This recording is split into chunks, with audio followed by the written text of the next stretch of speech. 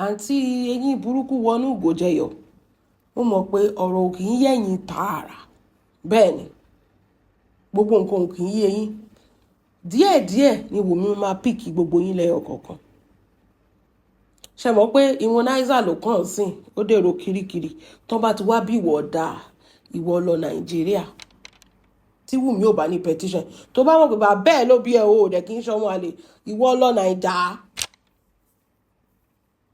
ẹ̀yin náà lẹ dá àwọn ọmọ ẹran síta ọwọ́ yín náà làwọn ọmọ ọkùnrin yìí ti ń kọ́ gbogbo rọ́bìṣì tó ń ṣe gbogbo irọ́ tó ń pa mọ́ Omowunmi ọwọ́ yín náà ti ń kọ́ ẹ máa gbọ́ ọ̀rọ̀ burúkú lẹ́nu ẹyẹ Bukky gbogbo nǹkan tó ṣẹlẹ̀ ta ló dálẹ̀ torí donation ta ló dá gbogbo nǹkan tó ṣẹlẹ̀ ta ló dálẹ̀ ìwọ àti bàbá Mohbad kọ́ ni tẹ́ ò torí àtijọ́ àtimú tọ́lọ́wọ́n bá fi síbi tó le tẹ́ ń bá yí ọ̀tá ọmọ ọlọ́mọ jẹ́ tẹ́ fẹ́ pa á sọnù tẹ́ ń dìfèmù ẹ̀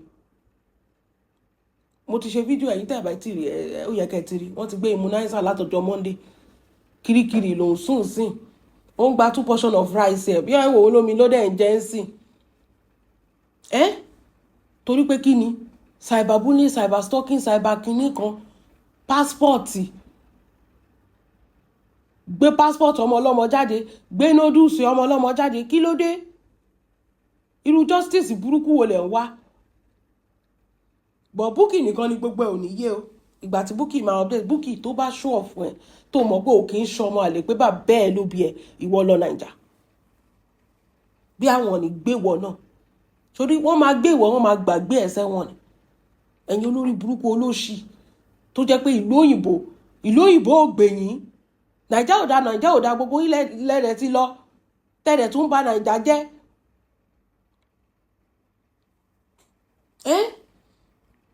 gbogbo orí burúkú tó o ṣe wọn ò tí ì gbé ẹ tó ti ń bẹ̀bẹ̀ tó ti sọ pé títà ìbá tó wà abẹ́ Elégùṣì onírọ̀ òfò ìyá olè ajíbolè Bukky wá sọ pé why did olórí burúkú apọkọjáyé àṣànà petition immunizer and the unfortunate police detain immunizer for cyberbullying ó wọ́n bèrè lọ́wọ́ bàbá ẹ̀ tó ṣọ́kú bàbá ẹ̀ adigunjalè tó jalè kó tó kú tó lọ ń jí owó nu chọ́ọ̀chì ṣẹlẹ̀ lọ bèrè lọ́wọ́ ẹ̀ bóyá ojú tiẹ̀ fọ́ àbí tí ẹ̀ di nígbà tí immunizer tó ń dìfẹ́mù Wùmí ó sì láyé ẹ̀yin kọ́ lẹ́kọ́ wọ́n ṣẹ́ ni nígbà tí immunizer tó ń dìfẹ́mù ọmọ ọlọ́mọ tó ń parọ́ oríṣiríṣi mọ́ tó ń pe Wùmí ní àgbákò ní ìmọ̀ nǹkan tó kàn bẹ́ẹ̀ ìgbà tí Mario béèrè pé ṣé o fẹ́ dó Wùmí ní kí ló rádé tí gbogbo kinní tó mú láyé ẹ̀ tó lé torí I don't understand ó ní ọ̀rẹ́ òun ni Mohbad kò dẹ̀ sẹ́nibọ̀dì tó lè corroborate story yẹn Mohbad was not your friend ẹjọ́ ṣe orin ẹyọ kan ni orin yẹn dẹ̀ rèémì tẹ̀ rò pé ẹ̀ release ẹ̀ gan ibo ló ti fẹ́ rówó release ẹ̀ ọmọ kúta ìkú ẹ mú yàwó ẹ fẹ́ búlé ẹ fẹ́ pàdánù mímìyàn tó ṣe Mohbad gbéṣẹ́ ran yín ni olóṣì wọn dẹ̀ rèé very dark man wọn nàbí ni kán ṣáàrí páwọn náà sọ̀rọ̀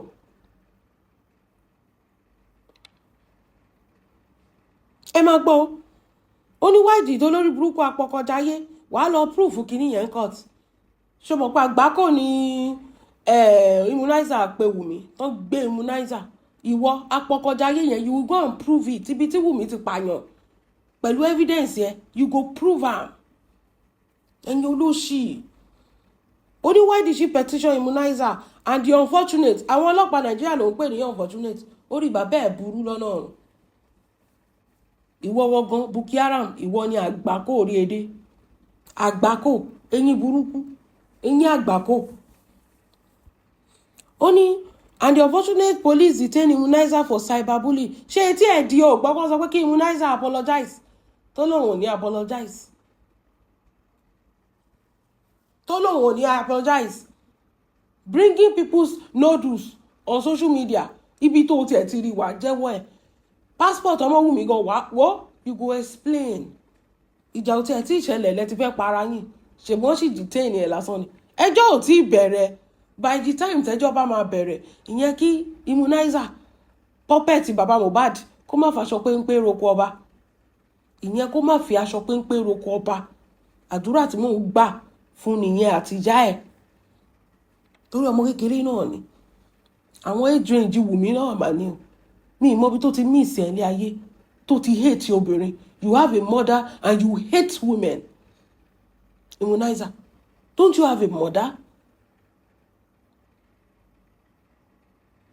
Kọ́ ló má jẹ́ kí àwọn bàbá Mohbad kan ló rán àwọn ọmọ kéékèèké níṣẹ́ dé tòrutòru. Àwọn tó ti kú, àwọn ọmọ kéékèèké tó ti kú lórí ọ̀rọ̀ justice for Mohbad kò ṣeé kà. Ó tún ti rán míì lọ sẹ́wọ̀n. Àwọn tọ́lọ́pàá ti gbé kò ṣeé kà.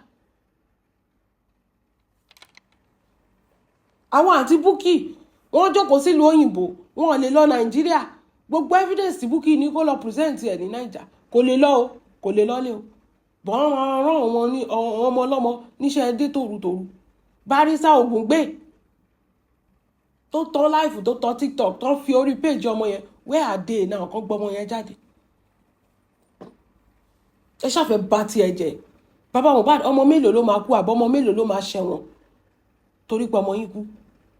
Ayé ọmọ mélòó lẹ máa bàjẹ́. Immunizer sí ìgbà tí mò ń gbọ́ wọ́n ní ṣe nìyẹ́ ẹ̀ ń ké o. Wọ́n ní kò dé police station rí. Tábà sọ pé ó ti ẹ̀fẹ́ sun sẹ́ẹ̀lì, tábà sọ pé wọ́n àárẹ̀ ní ẹ̀ sí court. Ẹ tún ti fi tiyín, ẹ tún ti fi kó ba.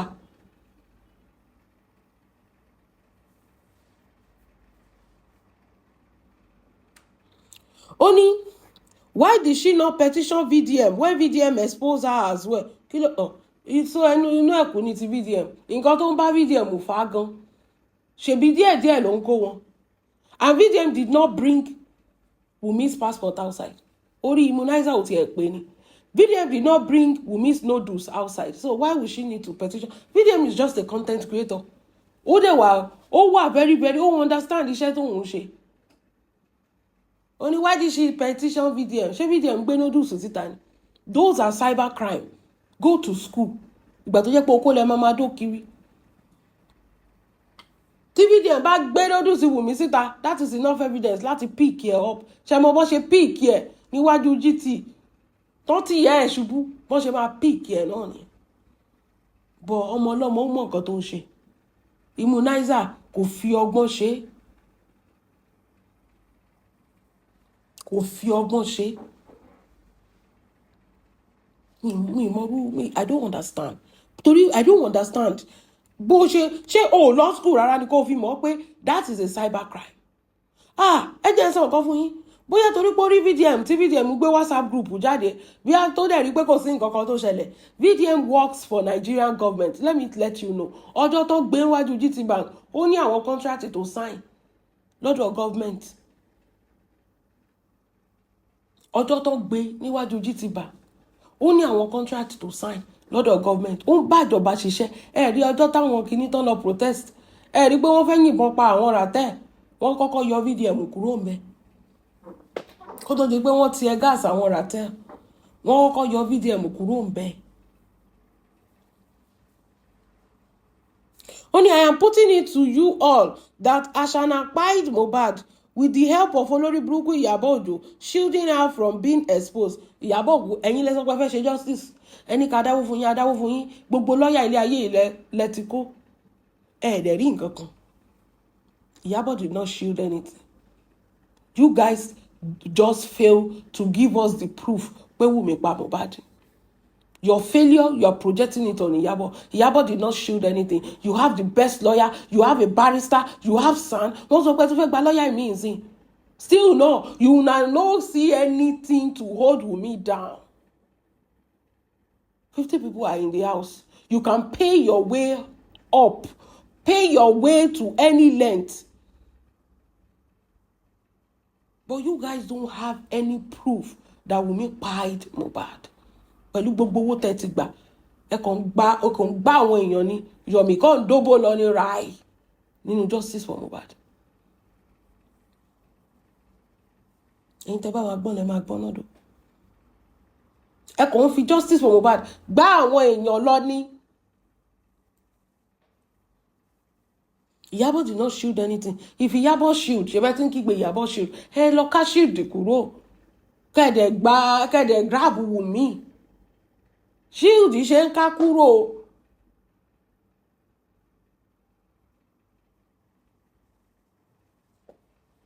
àbí ọmọ ẹ tó lọ yọ̀bẹ síyàn tó lọ ń fi obtain ṣe Ìyábọ̀ ló shield ẹ̀ àbí kámẹ́rà ò gbé ọmọ ẹ̀ níbi tó ti ń obtain àbọ̀mọ ò ṣẹ̀wọ̀n gbé ìyẹ́ olè dìran.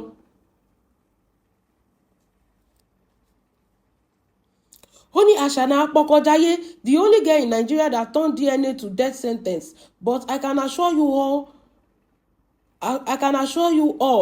all the end will justify the means and time will tell. Let me tell you something. Ó ti pẹ́ for how many years ló ti wá jalè lórí social media ti tó ti gba donation GoFundMe account number gbogbo ẹ̀ lẹ́ti paste tẹ́ti gbowó time ò dẹ̀ tell ẹ̀yin ò lè. The autopsy said he reacted to an injection and there was no EpiPen. Ẹ̀yin ò lè ẹni káwọn èèyàn máa dáwó wípé ẹ máa gba justice yẹn ọ̀sán kan òru kan kọ́ ló kúrò ń bẹ ìgbà tẹ́ ṣe ṣàpapín owó all of a sudden ibi tẹ́ ti ṣe autopsy ò dáa ẹni yẹn ṣiṣẹ́ pẹ̀lú ìjọba all of a sudden SAN ní 25 million ò dáa mọ́ ẹni yẹn ẹ lè trust ẹni yẹn ó máa wọn Ìyábọ̀ Òjó rí lẹ́yìn ìgbà tẹ́ ti gbowó orí yín ti burú papọ̀ orí yín ti ta ló ní time tẹ́ máa waste tó bá wù bàbá kó lọ sí ọmọ ẹ̀ tó bá wù kó má sí ọmọ ta ló ní time tẹ́ máa waste ó sọ fún àwọn ìwádìí kó lọ ṣe DNA no be him they hold the DNA down. He doesn't want Nigerian DNA. The center they pick in America, they know they do DNA there. They know they Sekinyen con. Every time it's always one thing or the other. He's the father of the... Only VDM, please, we need you to step into this because your sudden quietness after promising Nigeria that you will expose what happened in the WhatsApp group Ìyábọ̀ Òjó created is not good. Kindly save immunizer from being oppressed. What to the oppressions? When he dey jambla talk, he go tell the court where he see Wunmi's passport. He go tell the court where he see Wunmi's noodles, and he go tell the court how he obtain all this information, personal information and private information of Omowunmi. Failure to do so. Ọmọ yẹn ti ṣẹ̀wọ̀n, Baba Mohbad. Ẹ ti pa ọmọ tí yín jẹ.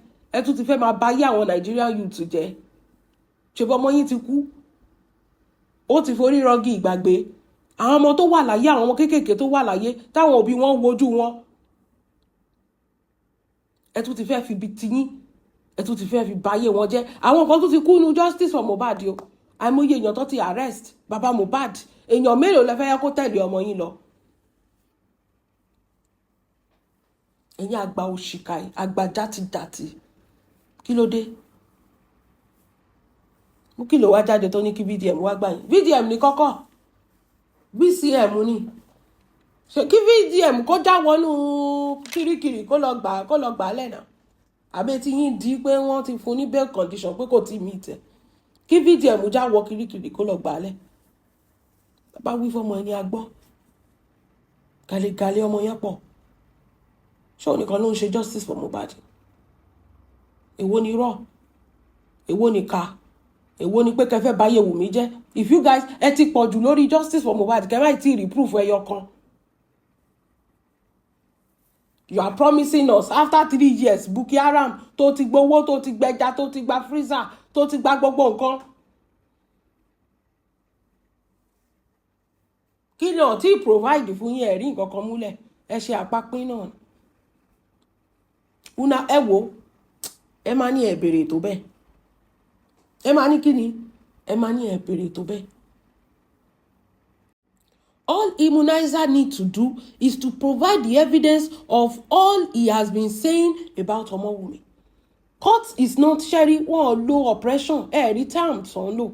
Bukky sọ pé kí VDM wá save kíní from oppression. When you were tó fẹ́nu Wugate, tó ń jambla talk ní orí life. Tó ń gbé passport Wunmi jáde, tó ń stalk ọmọ ọlọ́mọ kiri, tó ń pè ní àgbákò. Oh yeah, bring out all the evidence. Tó ń sọ pé Wunmi is an aggressive person, Mohbad is a gentle person. Tó ń instigate the public.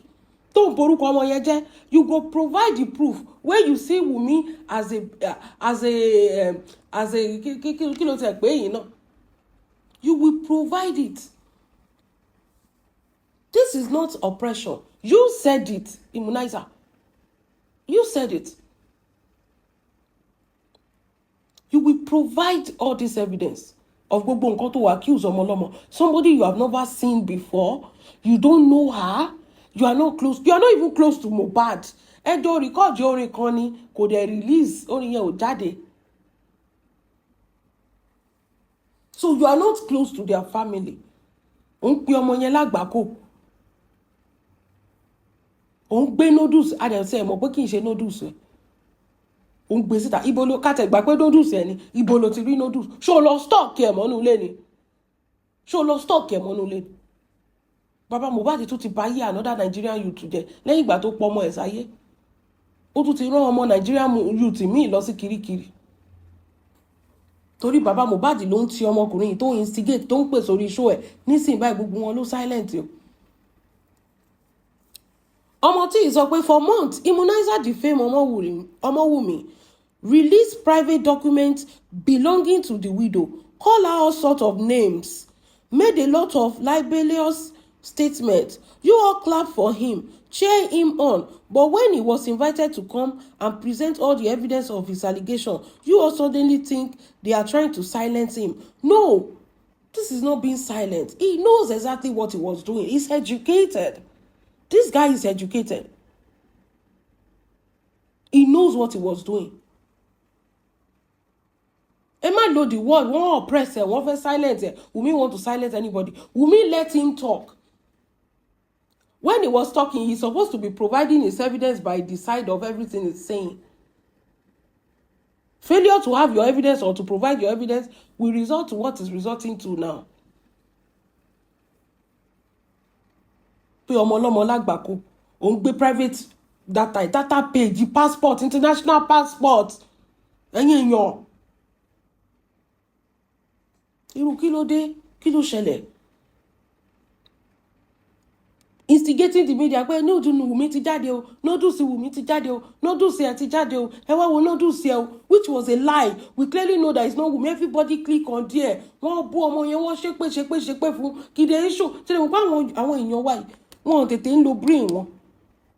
Everybody can see that it's not Omowunmi. But you instigated that. Torí pé kí ló ṣẹlẹ̀ gogogogo. Irú justice wo gan lẹ wá.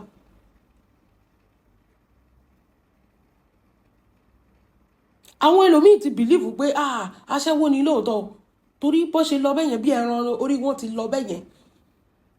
Gbogbo nǹkan tó gbé jáde ibi tó ti rí you will provide it. Ìdí tó fi post there you will provide it. Kí ló dé fẹ́ attain by posting something like that? You must provide it to the court. It's not being. In fact, they are not even silencing him. They say come and provide your evidence. Gbogbo nǹkan tó ń sọ you look like you are sure about it. Then come and provide it to the public. Come and provide it to us. Jẹ́ káwa náà rí pé àgbákò ni Wunmi lóòótọ́ o. Court fẹ́ mọ̀. So alágbákò lọmọ Wunmi. Òótọ́ ni o evidence lélẹ̀. Okay. Àgbákò ni lóòótọ́, you are right. Wọ́n silence ẹ̀. In fact, wọ́n fẹ́ kó tún wá sọ̀rọ̀ ni kó wá sọ tẹnu ẹ̀. Kó wá ganu sí mic. Nǹkan tí court pè fún nìyẹn. They are not silencing him. Wọ́n fẹ́ kó wá ganu sí mic ni. Stalking Mario. Saying that Mario, I know where you live, oh. I know the hotel you sleep, oh. This is the hotel. Koto gbabi báyìí. O ma débi báyìí. I don't understand. Ṣé tiẹ̀ kele ṣé tiẹ̀ ni.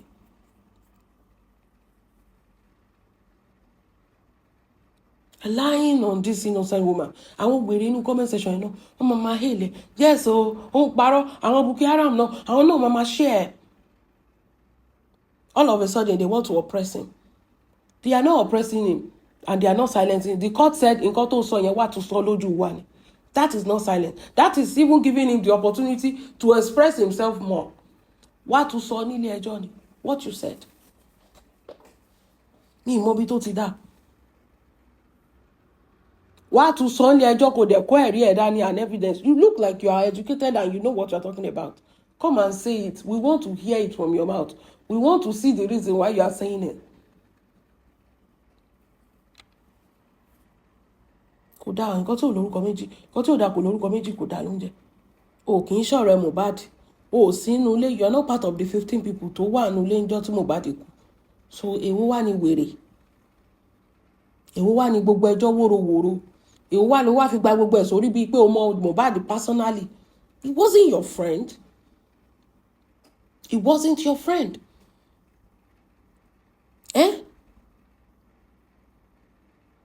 of a sudden ìgbà tó invite ẹ wọ́n pariwo pé wọ́n fẹ́ silent him how? Is it not just to present evidence? Ó yà mí lẹ́nu. I don't understand you people again o. He who alleges must prove. Since he has alleged, let him come out and prove. That's all. Bẹ́ẹ̀ni. In fact, they are even giving him a bigger platform to speak. Ó tún ẹ̀ tún máa ní press conference dáadáa. Wọ́n silence ẹ̀. Wọ́n tún fún ní bigger platform to speak very well. He knows what pa Mohbad. So let him go and tell the court now. He knows that it's Wunmi that pa Mohbad. Ẹ jẹ́ kó lọ ganu sí mic now. So no silence anybody, no oppress anybody. There's nothing of such. Let him talk. Ṣebí he can talk. Ẹ jẹ́ kó lọ talk. Ó máa jáde now. Bẹ́ẹ̀ni, ó máa jáde dáadáa. Ọmọ yẹn tún lọ sí kàtà fún sọ́mà òun àti Liam. Ẹ tún gbọ́ nǹkan tápọ̀dà ìtúsọ. Only with your cyber godmother and queen mother na kàtà you fit travel go. Toyin Abraham goddaughter kid baby don go Canada. I even think say when your queen mother dey do her movie premiere for America London, she go carry you gun body. Àṣẹ wọn ti ẹ̀ lé. Ara cyberbullying tó ń bully ọmọ ọlọ́mọ. Kid baby àti Toyin Abraham àwọn yẹn ń ṣe fíìmù. Ẹ jọ̀ọ́, ṣé Wunmi wà ní Nollywood? She pick her son. She just want to get away from all this noise, all this orí burúkú tí gbogbo yín ṣe. Every time kò sí nǹkan tó ṣe tó dáa. Tó bá lọ London náà, ẹ̀yin náà lè máa kígbe, wọ́n gbé lọ London ó ti fẹ́ jápa. Ṣebí nǹkan tí immunizer kígbe ń gbà ẹ̀. Tí Yomi ń lọ sí gbogbo border pé kó má yẹ kí Wunmi jáde. Tí gbogbo yín sọ oríṣiríṣi ọ̀rọ̀ jágbajàgba lẹ́nu. Àwọn ọkùnrin ló ń bully Wunmi jù, mi mọ reason. Mi mọ ó ṣe fẹ́ do ni torí kò yé mi. Tẹ́ mọ́ ọmọ lọ́mọ. Tẹ́ ń bully ẹ̀. Ọmọ yẹn sì lọ kàtà ń sìn kó tiẹ̀ tún fi iṣẹ́ mọ̀ kó tún fi nájú jáde. Ẹ tún sọ pé ẹ ṣé kàtà lò. Ẹ bá mi béèrè lọ́wọ́ àpọ̀dá ẹ pé ibo ni bàbá ẹ̀ rí lọ. Ibo ni bàbá àti ẹ ibo ló rí lọ. I don't understand. I clearly don't understand. Kí ló dé náà? Ṣé fẹ́ pọ̀ ọmọ yìí ni? Wọ́n dẹ̀ sì ń bully ẹ̀ náà lọ. Yomi, Kọ́ńfọ́, Ẹ̀yìn Ikú, bàbá Mohbad, gbogbo wọn pátápátá bẹ́ẹ̀ yẹn. Wọ́n máa bully Wunmi, kí ló dé? Ọmọ yẹn ò lè drink water drop cup. Ọlọ́run má yẹ kéèyàn ṣọkọ fẹ́ lé ayé ẹ̀. Kí ló ṣẹlẹ̀ náà? Tó bá jẹ́ pé ọ̀tá Wunmi ló kú, ṣé máa lo the same energy? Ṣé Mohbad ò ti ní move on kò ti lọ fẹ́ yàwó kejì? Ṣé máa lo the same energy tẹ́nu? Ẹ̀yin àpọ̀dà gbogbo group of aṣòṣìmọ̀. Wọ́n á ní wọ́n oppress immunizer. Kí immunizer lọ produce evidence here. He don't want to be oppressed. Let him produce all the evidence of what he has been saying against Omowunmi. If anybody to hate anybody, but ìkàlà àfẹ́.